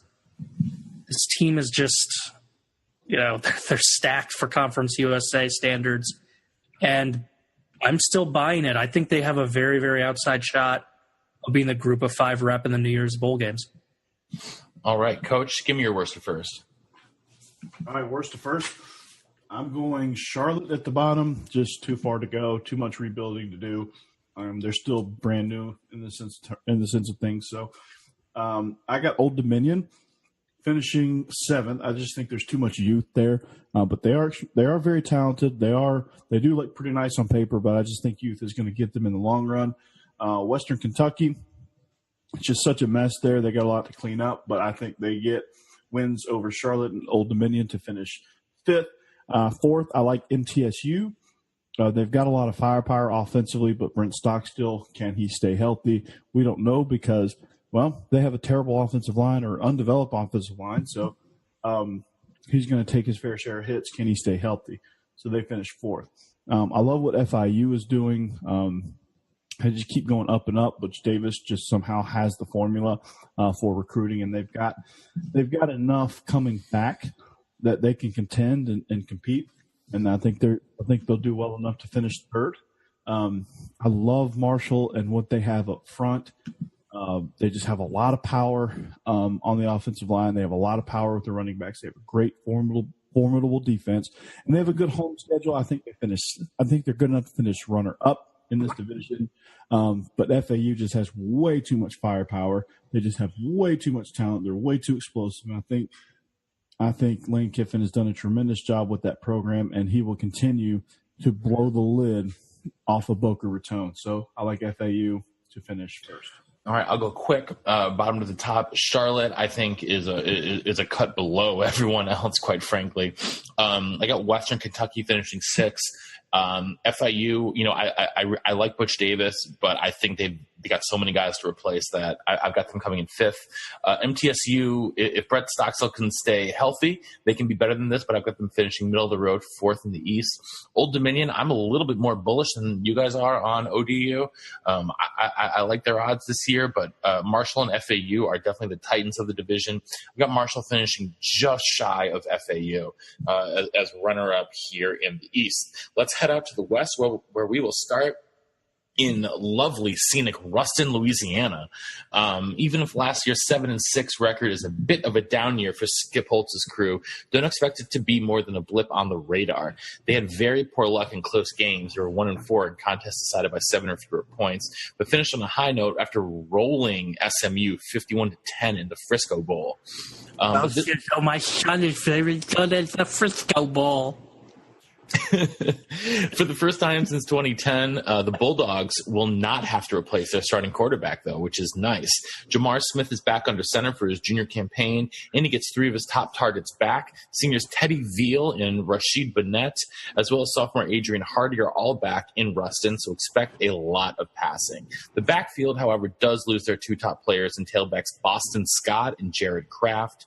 In and around the program, Jaquise Dancy seems to be the odds-on favorite to lead the team in carries after he sported 6.7 yards per carry in relief last year.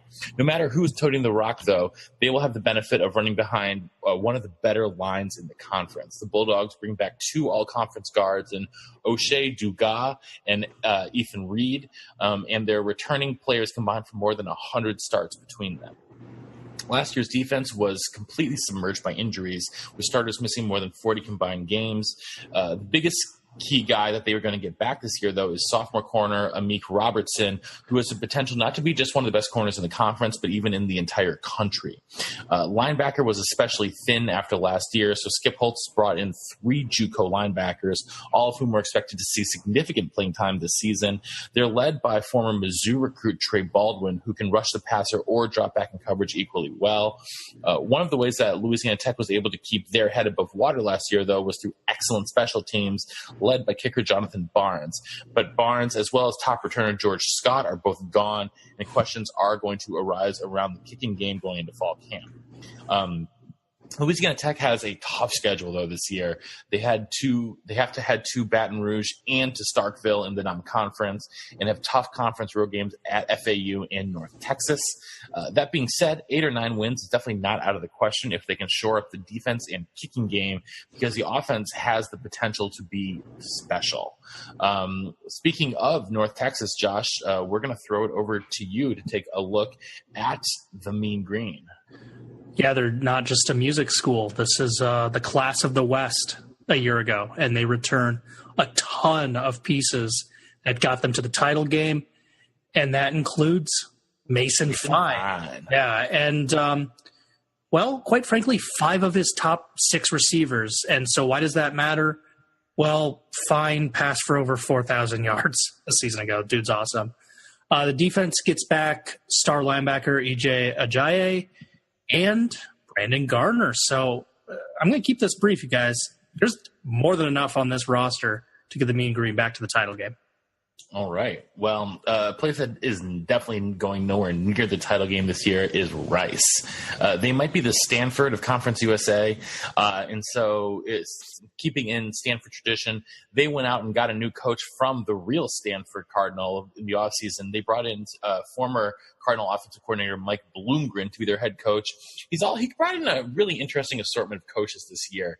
Along with him, he brought over a couple guys from Palo Alto with him: offensive line coach Joe Ashfield and quarterbacks coach Robbie Picasso.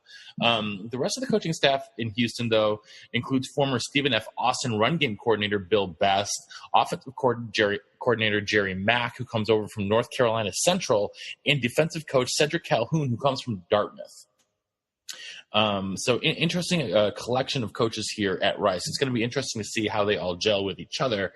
On the field, though, Rice brings back a lot of players with experience at the skill positions on offense, including their top 4 running backs, as well as number 1 receiver in Aaron Cephas, a 6'4" sophomore who has a ridiculous catch radius, but not exactly the world's greatest hands. He only had a 46% catch rate last year, which is very low. However, the offensive line has to replace 3 starters, 2 of whom were all conference nominees last year. They don't really have a ton of depth on the line either, so expect to see a lot of young players thrust into big moments early on in the season. You can, though, expect a lot of running given the makeup of the staff, and expecting them to model themselves after Brian Shaw's Stanford offense. On the defensive side of the ball, they have a new defensive coordinator as well. That's Brian Smith, who comes over from Michigan, where he was the defensive backs coach. But he has an absolute Herculean task ahead of him. Rice finished in the bottom 10 in most defensive metrics for each of the past 3 years. And the roster is bereft of even middle-of-the-road talent, much less top-level talent. Their top returner is pass rusher Roe Wilkins, who had 6.5 sacks last year. Behind him, there's really not that much. There's almost no linebackers on the roster with any notable experience. The Owls signed 4 linebackers this spring, all of whom are expected to be in the mix for playing time this fall. The defensive back should be the strength, at least relative strength, of this unit, not just because of Smith's experience as a defensive backs coach, but also because they return their top 4 corners. Even the special teams, though, got an interesting hire here. Does the name Pete Lombo ring a bell for anyone? I've heard it. He was a former Ball State head coach. Was he ever on a Wisconsin staff? Pete Lombo. Or a Big Ten school? Let's find out. He might have also been at Northern Illinois or Ball State. I give her the Purdue guy. If you give me all 130 chances, I will identify which school he was at. But I'm going to go with Ball State. Yeah, well, he was the head coach at Ball State. And before that, I feel like he was somewhere in the Big Ten. I for some reason, I thought he might have been on one of Barry's or Burt Bellama's staffs at Wisconsin. Yes. Sorry, it's not Lombo. It's Pete Lembo. I wrote that. Before that, he was also he was at Maryland for a little while. Maryland. Okay. Before that, he was also he was the head coach at Ball State. He was the special teams coordinator at Maryland. Before that, it was all FCS: Lehigh, Elon, Dartmouth, and Albany. All right then.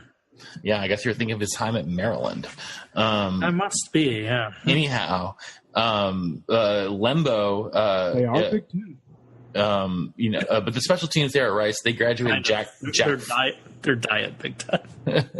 They graduated Jack Fox, who handled both punts and kickoffs for them last year. But as a team last year, Josh, Rice attempted 4 field goals. I mean, why would you? You get the red zone, go for a touchdown. So we're going to see if Bloomgren puts a little bit more faith in his kicker, Will Harrison, than David Bailiff ever did. All told, though, it's going to be a long year with some hard lessons in Houston. If you want to see some good football, maybe head up the road and we'll go watch the Cougars play. The Owls will, frankly, be lucky to win 3 games. But let's head from there. Let's talk about one of our favorite mascot nicknames, the Mustard Buzzards, are there at Southern Miss, Coach. Ooh, yes. The Mustard Buzzards, they will be. It's a mess here because Southern Miss, their offense, they've experienced a mass exodus. Second leading rusher in school history, Edo Davis, he gone. They lost all three starters at wide receiver. They lost backup quarterback Keon Howard, and when I say backup quarterback, I mean he was part-time starter. So they alternated him and Quadra Griggs during the season. They couldn't settle on anybody. And what's the saying, Matt?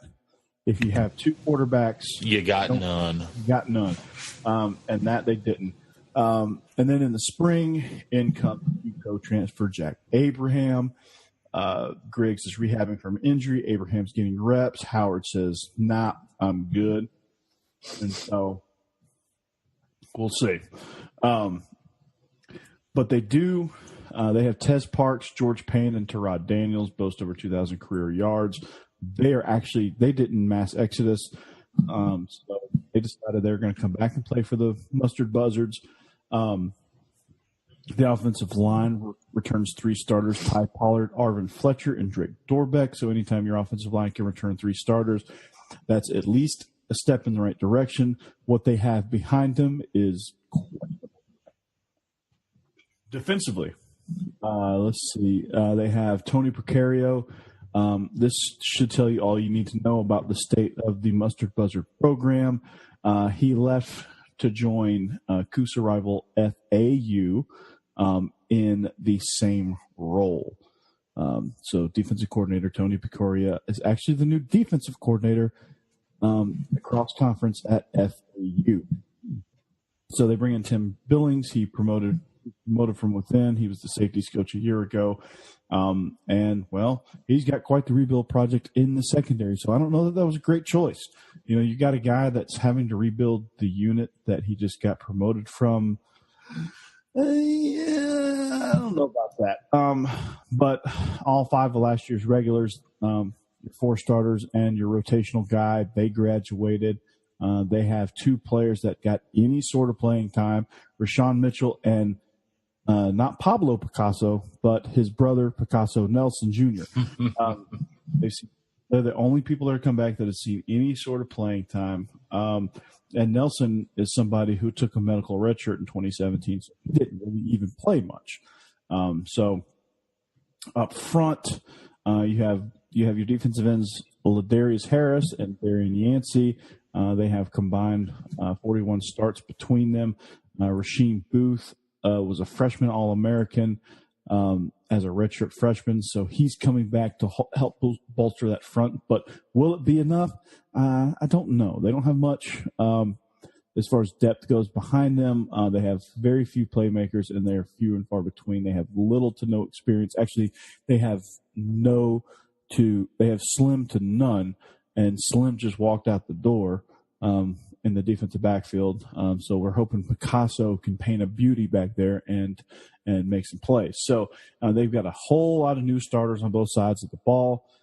You have no idea what's happening at the quarterback position, no idea what's happening at running back, trying to replace Edo Smith. No clue what's happening in the secondary. The linebackers, there's not much to talk about there. In your defensive line outside your two ends, well, question mark. So what does that mean for Southern Miss? It's going to be a tough go for them. Unfortunately, they're going to. There's no telling what's going to happen. It's very hazy because you just don't know. I mean, you could have a whole bunch of guys in the wings that play above their head and contend for the division championship, or they could fall flat on their face. I'm gonna say they're gonna be closer to Rice than they are Louisiana Tech. Well, that's not good for them. Let's head to their neighbors in Birmingham, UAB, Josh, who had a renaissance last year. Yeah, I mean, that's a perfect way to put it. This was a stunning 8-win team a season ago, and they get a boatload of offensive pieces back, including quarterback A.J. Erdley, who is, in my opinion, the only quarterback in this conference who could even threaten Mason Fine for being the best returning offensive piece in the league. And that's even including FAU's amazing running back. That's how good these two quarterbacks are. AJ also gets his favorite targets back. But a lot of the key contributors from last year's defense are gone. So that's going to be determining the way Blazers, repeat last year's performance or build on it. They do have a lot of young players, but those young players have very high ceilings. So there's a chance they could step up. And, a guy like linebacker Thomas Johnston, who had Power 5 offers, but still came to UAB as a part of the class of 2017, is one of those newbies that could step up and really help this team out. Lastly, they have a favorable schedule. They do have a crossover game against Charlotte, which is an easy one. And they host North Texas, their toughest game. So getting the easiest team in the conference and hosting their toughest game, to me, that kind of offsets that trip to Murfreesboro. But there's a lot to love about this Blazer team, and they very well could be your dark horse in the West. All right. Yeah, I like them as a dark horse as well. Team not going to be a dark horse. It's just going to be dark. UTEP, coach. Oh, boy. So you said Rice was bad. I'll see your Rice, and I'll raise you UTEP. Not only are they picked to finish dead last in the conference, they're finished to pick dead last in the entire country. So to say their 2017 season was disastrous is, it's an understatement. And it was all on the offensive side of the ball. So the madness started 3 weeks in. They fired their offensive coordinator. Head coach Sean Kugler was out the door 2 weeks after that. And they went on to finish, you guessed it, dead last nationally in points scored and yards gained. So what they do? Well, they tried to find, that they went on their national search of most explosive offenses. They came to Kansas State. They skipped over the real offensive coordinator and landed on Dana Dimmel. I'm thinking he's the only one that said yes, because they cornered him in the break room and forced him to take the job. So, in all seriousness, here's a quote from Dana Dimmel as soon as he came in. Quote, "We're taking over an offense that was last in the nation. The concerns are on offense. We want to develop an offensive line, a wide receiver, and quarterback. Those are the three biggest things." So, isn't that what offense is? Yeah. So they got to rebuild all of it. So here's the first priority: quarterback. What Dimmel did was he was able to go get the NJCAA, National Junior College Athletic Association Offensive Player of the Year, Kai Loxley, from Iowa Western, right down the road from you, Josh, I'm sure. I have no idea what town that's in. Yeah, no, I figured you didn't. I think it's in Western Iowa. That's a safe bet. I'll start there. I know it's in Iowa, and I know it's the western half of Iowa. So there you go. All the excitement around Loxley, he didn't secure the job. Ryan Metz, I guess you could call him the incumbent. He actually won the job, or he actually got the lead. Offense, there's a lot of guys returning. Really, they have some experience, but when you finish last nationally, is it really that great of experience? I don't know. They have Quadrez Wadley, Joshua Fields, and Travion Hughes at running back. Lots of receivers coming back. A list of names led by Warren Reddix. The line will be built around their center, Darian Gatewood, and tackles Gerard Brooks and Gerald Long. They have probably in the UTEP Hall of Fame Will Hernandez. So they got to replace him. Defensively, Well, a very, I guess, underappreciated crew because you didn't realize how bad the offense was, but they're making they're taking on the challenge of converting to a 4-2-5, which is, it's never easy to flip the script as far as scheme goes, especially on the defensive side of the ball when you flip from an odd front to an even front. And when I say that, it means even front is 4 defensive linemen, an odd front is 3 defensive linemen. So they switch to an even front, and they take a linebacker out and put a DB in. I guess that would fit their conference. So they have Nick Needham, who's going to hopefully lead that secondary. Kalen Beverly, Justin Rogers, and actually, for them being so bad, they actually have one of the better secondaries in Conference USA, certainly better than Southern Miss. Question is always the defensive line. It's always up front no matter what you do, but they have some guys that hopefully will take on that challenge. Denzel Chukwuela is somebody that can make some noise for them. So, is it going to be better? No. Is Dana Dimel going to turn around year one? No. They have a massive rebuild. When I say massive, I mean massive, and not just relatively, but it's probably one of the biggest rebuilds, one of the bigger ones I've seen in a while. So, going to be some rough times in UTEP. So, I urge any Miner fan that is still not in hiding, be patient. It might happen. I don't know. Dana Dimel, we don't know. Lots of uncertainty. Well, let's head from El Paso to San Antonio to look at the last team here in Conference USA, and that would be the Roadrunners, Josh. Yeah, this team did amazing work on the defensive side of the ball a year ago. They were 5th in the nation in yards allowed last season. They return a lot of players on that side of the ball, including end Kevin Strong Jr. They also have the best special teams in the league, in my opinion, with Luke Rosa semifinalist Jared Sackett back. The problem, though, is the offense. They were dreadful a year ago, and that's mostly because they had zero pop in their passing game. Rushing was 40th in the nation, and Jalen Rhodes will help keep that aspect of the offense decent. But they need to be way more effective passing the ball. Got to love their schedule, though. Louisiana Tech and North Texas both have to come to the Alamo Dome, which is big for a dark horse contender like the Roadrunners are to make the title game. All right. Well, it's time to do a little worst to first here in the West before some superlatives. So, Josh, how you have it shaken out?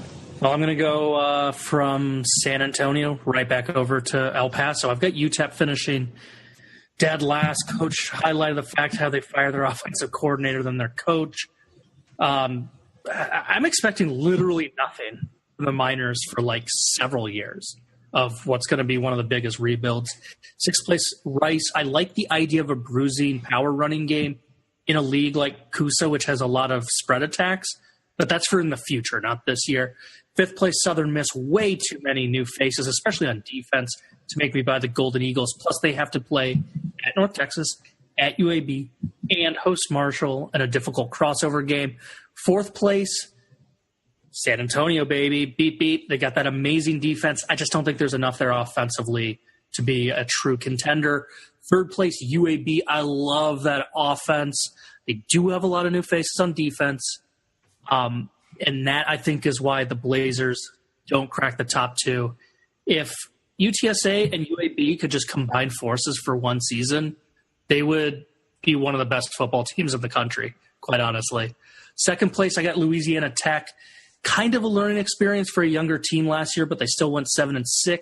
So with the team maturing together, I think the Bulldogs have a good shot in what feels like a little bit of a wide-open division, because even though North Texas is by far the best roster in the division and the best quarterback in the league, they still have some questions on themselves. But I do think there's enough there for the defending division champs to get back to the title game. Josh, if UAB and UTSA combined teams, would they be the Blazing Roadrunners?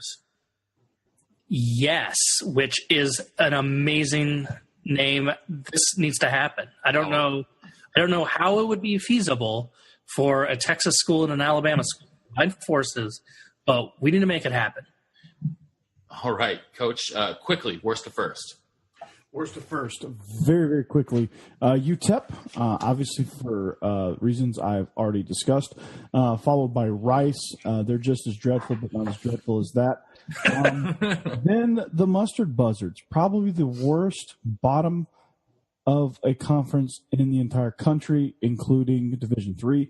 Then I got the Roadrunners finishing after that. Meet, but not quite good enough. UAB, the dark horse in this division, which looks to be a very bad division overall, so UAB does have a shot. Then I got the Mean Green finishing second. I just like what they bring. I think Louisiana Tech, they just, for whatever reason, I have a feeling in my gut that they're going to win this division. It doesn't matter. Whatever team wins this division is going to be the sacrificial lamb to FAU anyway. Coach, all I'm going to say is ditto. I have the exact same finishing. I also have Louisiana Tech over North Texas to win the division. Same bottom up from there as you guys. So, Conference USA champ, are we in agreement, FAU? Owls. Yeah, definitely. Offensive player of the year, Josh. Well, I've got them winning the division unlike you guys, so I'm going with a repeat champion. I'm going to say Mason Fine won it a year ago. He's got all of his targets back but one. Give it to him again. Coach? I concur wholeheartedly with Josh. Devin Singletary should have won it last year. He's going to win it this year. Ooh, nice. Defensive player of the year, Josh. Man, this was a tough one because it was kind of a theme. You heard it for a lot of teams where we're talking about how we like their offense and then sort of skipped over their defense. But from some of the more knowledgeable publications covering CUSA, it seems like a lot of people down there like Jalen Ferguson at Louisiana Tech. So who am I to judge those guys? So if the sports writers covering the conference like Jalen Ferguson the most, I'm going to go with them. That's who I've got as well. Sorry to cut you off there, Coach. But, yeah, that's who I've got as well, especially because I think Louisiana Tech is going to be ahead in a lot of games. A lot of teams going to be trying to pass to catch up. He's going to have a lot of opportunity for big sack numbers. Coach, you have someone else for Defensive Player of the Year? You got Ferguson as well.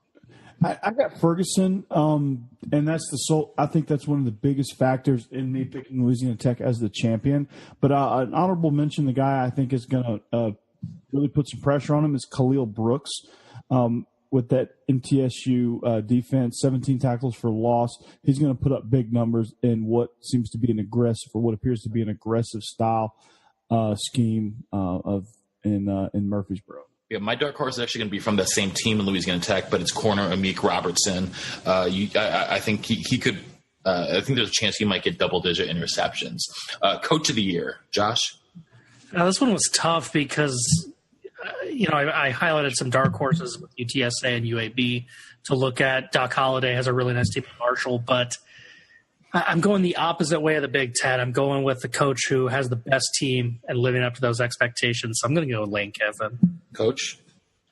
It's got to be Lane Kiffin. I mean, just for the sheer domination he's going to inflict on this conference is going to show his prowess as a coach, and he's making a statement this year, and he's going to add a Coach of the Year trophy to his case. I have a question for you guys. Does any conference, when they give this award out, usually it's the media that votes on it. Do they care at all about recruiting? That's a big component of coaching, and Kiffin is running circles around the rest of his conference in his recruiting. That's a good question. Coach, do you have any insight on that one? Ask that question again. Does the media, who normally votes on the Coach of the Year awards, do they ever look at how a team is doing recruiting-wise to help make this decision? Yeah, I think so. That factors in, especially if it's a tight race. Yeah, I would think so. I've got Doc Holliday at Marshall. Ooh, Doc Marshall. Doc Marshall. Is he the new guy at UTEP, or is he the politician? I got Doc Holliday. I think Marshall's going to go 7-1 in the league, finish just behind FAU, who is the odds-on favorite. Obviously, Rookie of the Year. I never do those. I've got one. I think it's Marshall's Alex Thompson, the grad transfer at quarterback coming over from Wagner. You know me. I don't learn any freshman's name until they've done something. Well, he's actually a senior, but I don't care about seniors until they've graduated. Rookie of the year is the quarterback at UTEP. He's going to help them not go winless. He's the real MVP. I love how Coach didn't know his name, and then the lowest bar was he's going to help them not go winless. I don't know. That's going to be tough. That's going to be easier said than done. First coach fired, Brad Lambert. Yeah, it just feels like the beginning of the end is always when a coach totally blows up their staff. That's what Lambert did at the end of last season. Yep. Yeah, it's got to be. All right. Well, I think that's going to do it for us here tonight, gentlemen. Any final words, Josh? No, I just trying to remember. We're doing the Big 12 next, right? Yeah, we got the Big 12 and the Fun Belt coming up next. Ooh, so for all those people in Lawrence and Lubbock, and I can't remember, what are the other schools in the Big 12? I just Manhattan. I just pay attention to Kansas. What? What are these places? Norman? Never heard of it. Do they have a football team there? I've heard they do. They're pretty good sometimes. Yeah, they might be okay. Coach, I will say the Big 12 sports some of the best haircuts among coaches. And that's mostly the 10.0 of the mullet. Of course. Yeah. Stillwater. All right. Well, I think that's going to wrap it up for us here. Are we doing... I got a question before you wrap it up. You didn't ask me if I have any final thoughts. Coach, have you got any final thoughts? Of course. Are we going to do our show from a track next week in honor of the Jayhawks? I think we might have to do a location shoot in Lawrence. I don't know if we'll be ever invited to Lawrence. Josh, get on the whole. No, you picked him to beat Texas. There are no 2 years ago. There are no other podcasts. There are no other college football podcasts that talk about Kansas more than we do. They should love us there. We make fun of them more than anyone else, I think. Because we're the only people who talk about them. True. All right. All press is good press in their eyes, as far as football goes. Basketball's a different story. Well, I guess that's going to do it for us then tonight, gentlemen. So we'll be back at you next time with the Big 12 and the Sun Belt. But until then, on behalf of the coach, Corey Burton, here in Nashville, Tennessee, and our intrepid blogger from Big Ten and Counting, Josh Cook, up there in Chicago, Illinois, this is the professor in Nashville saying so long and see you next time on the Illegal Motion College Football Podcast. Oh, yeah. Thanks for listening to the Illegal Motion College Football Podcast. To get in touch with the show, email us at illegalmotionpodcast@gmail.com or follow us on Twitter at illegal_motion.